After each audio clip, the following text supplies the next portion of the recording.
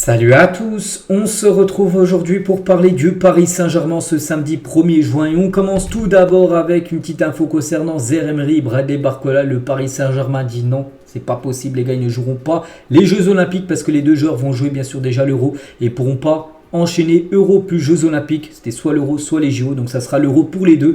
Donc pourquoi? Parce que le PSG a pris ses décisions pour préserver ses joueurs en raison d'un calendrier 2024-2025, donc saison prochaine très chargé, incluant le nouveau format de Ligue des Champions. Il y aura plus de matchs et aussi la Coupe du Monde des clubs, parce qu'oubliez pas que le PSG l'année prochaine, tu en parlera, tiens, dans peut-être un an, jour pour jour les gars, et ben le PSG jouera le nouveau format de la Coupe du Monde des clubs pour la première fois. Le PSG jouera cette compétition avec 32 équipes. Ça sera comme une Coupe du Monde des pays, mais avec des clubs, et le PSG est officiel, est bien qualifié pour cette compétition. Donc voilà, ça va être très longue la saison prochaine, parce que cette Coupe du Monde des clubs va se jouer de mi-juin jusqu'à mi-juillet. Donc voilà, ce sera tous les 4 ans cette Coupe du Monde des clubs. Donc c'est pour ça que la saison prochaine va être très longue. Donc c'est pour ça qu'ils ne peuvent pas enchaîner à Euro plus Jeux Olympiques, puis après démarrer directement la pré-saison et faire une saison prochaine énorme. Donc voilà, c'est pour ça que les JO, ça ne sera pas possible pour Zaire Emery et Bradley Barcola.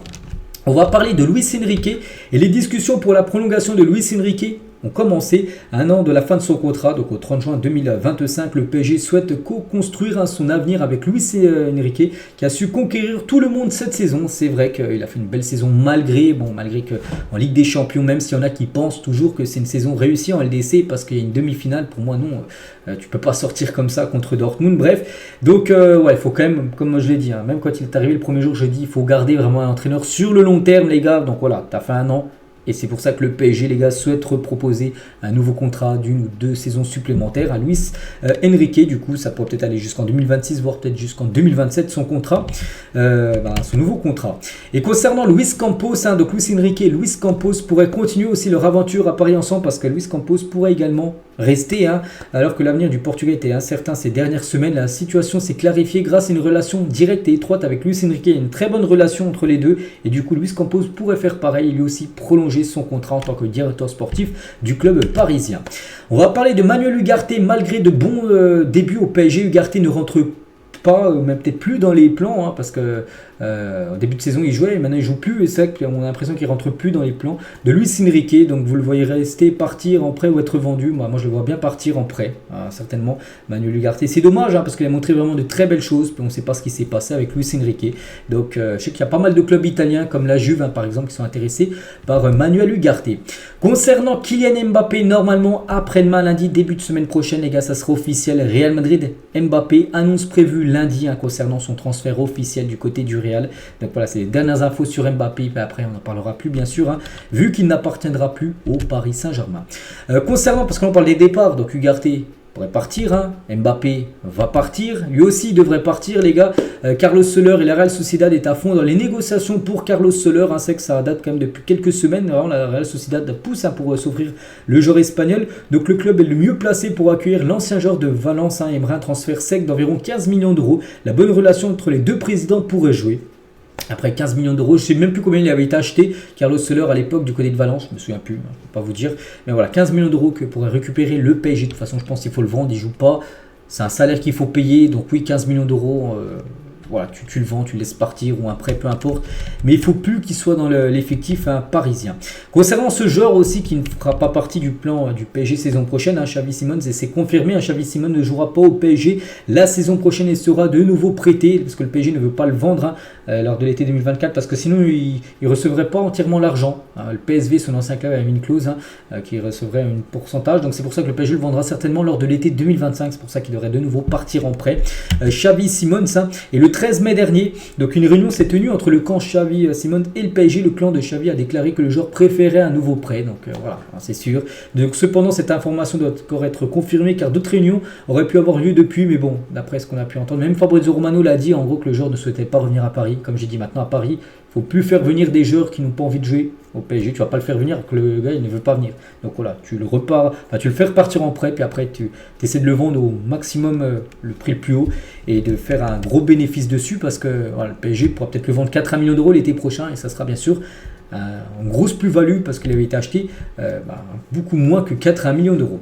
On va parler de Kvaratskhelia, donc lui vraiment il y a de grosses chances qu'il vienne, donc il a dit oui au PSG, il y a un accord entre le club et le joueur, maintenant il faut un accord entre le PSG et Naples, bien sûr par rapport à Kvaratskhelia, donc il y a bien un accord, le joueur est la priorité de Luis Enrique pour remplacer Kylian Mbappé, donc le PSG valorise Kvaratskhelia à 60 millions d'euros, c'est ce que pense qu'il coûte, enfin d'après le PSG, tandis que Naples bien sûr l'estime beaucoup plus cher, il l'estime à plus de 130 millions d'euros, ils abusent un peu aussi Naples, ils croient que c'est je sais pas un joueur...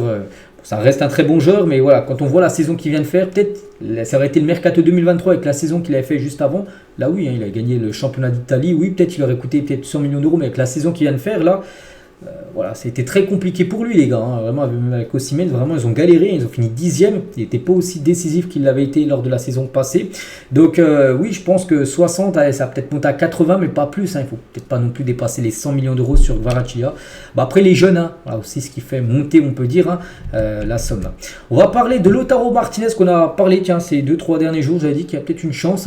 Du coup, c'est fini. Pourquoi? Parce qu'il a accepté la proposition de l'Inter Milan pour prolonger jusqu'en 2029. Un accord salarial a été trouvé.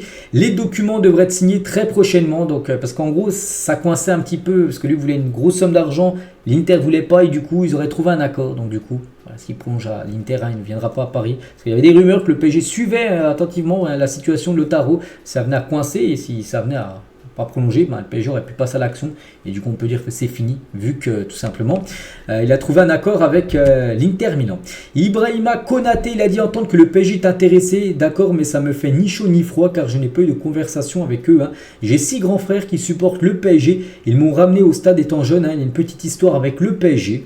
Voilà ce qu'a pu dire Konaté. En plus, il vient de la banlieue parisienne, donc voilà, sa famille sont à fond derrière Paris, donc ils aimeraient bien sûr que le fils, Ibrahima Konaté, qui est le seul footballeur professionnel, joue au PSG. Mais bon, pour l'instant, il a dit que ça ne fait ni chaud ni froid. De toute façon, le PSG n'a toujours pas engagé de dialogue avec Liverpool pour une arrivée de Konaté. Mais on ne sait jamais dans le futur, parce qu'il dit qu'il a quand même une petite histoire, bien sûr, avec le Paris Saint-Germain. Toujours avec le PSG, regardez la projection des pots de Ligue des Champions saison prochaine. N'oubliez pas que le PSG sera bien dans le pot 1, ça c'est sûr. Bon, ça va encore beaucoup bouger les pots parce qu'il y a les barrages, tout ça qui sont pas encore faits. Ça va jouer au mois d'août, donc voilà, c'est pas encore les pots officiels, mais pour l'instant ce serait ça. Donc le PSG restera de toute façon coup sûr dans le pot 1. Donc n'oubliez pas, le PSG aura 2 équipes du pot 1. Une à domicile, une à l'extérieur, pareil pour le pot 2, pareil pour le pot 3, pareil pour le pot 4. Donc 8 adversaires différents en phase de poule. Donc 4 matchs à domicile et 4 matchs à l'extérieur. Donc voilà, concernant le PSG, c'est bien dans le pot 1. Et concernant Paris, donc c'est la 16e équipe si on faisait un classement en Ligue des Champions. Voilà, quand tu gagnes, tu prends 3 points, tout ça. Et tu faisais un classement final, donc le PSG serait à la 16e position, 151 matchs et 266 points. Le PSG a même pris plus de points que Manchester City par exemple en Ligue des Champions, depuis bien sûr que les deux clubs ont joué leur premier match en Champions League. Le PSG classé 2e par rapport à l'affluence moyenne de la saison en Ligue 1, juste derrière Marseille. Donc le PSG 47 373 places, en moyenne de spectateurs. Le maximum au Parc des Princes, c'est aussi 47 000 places. Donc c'est pour ça que le PSG, on revient les gars sur le nouveau stade. Il doit avoir un nouveau stade parce que le PSG doit avoir au moins un stade, au moins de 60 000 places, vraiment minimum.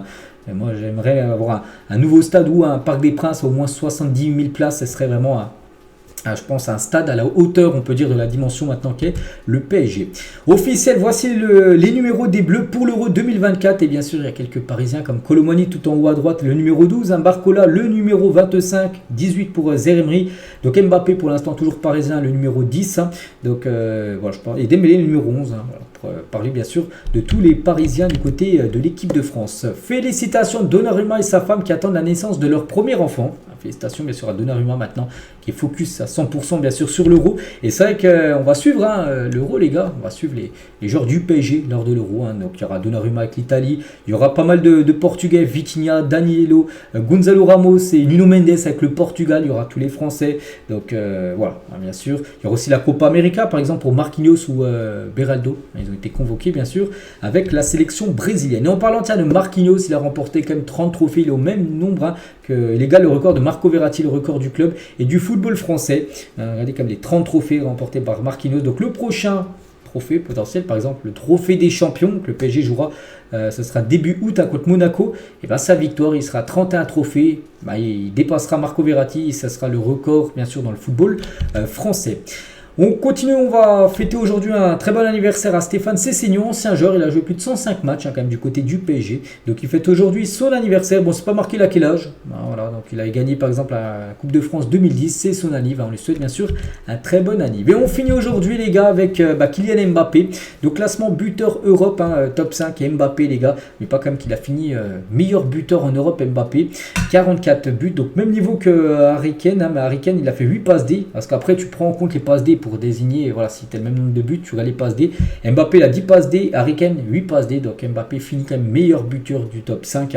Voilà ce joueur qui devrait après-demain annoncer, son nouveau club devrait l'annoncer officiellement du côté du Real. Bref, donc voilà ce qu'il y a à dire aujourd'hui, j'espère que ça vous a plu, on se retrouve nous demain dimanche bien sûr pour le prochain numéro, à demain.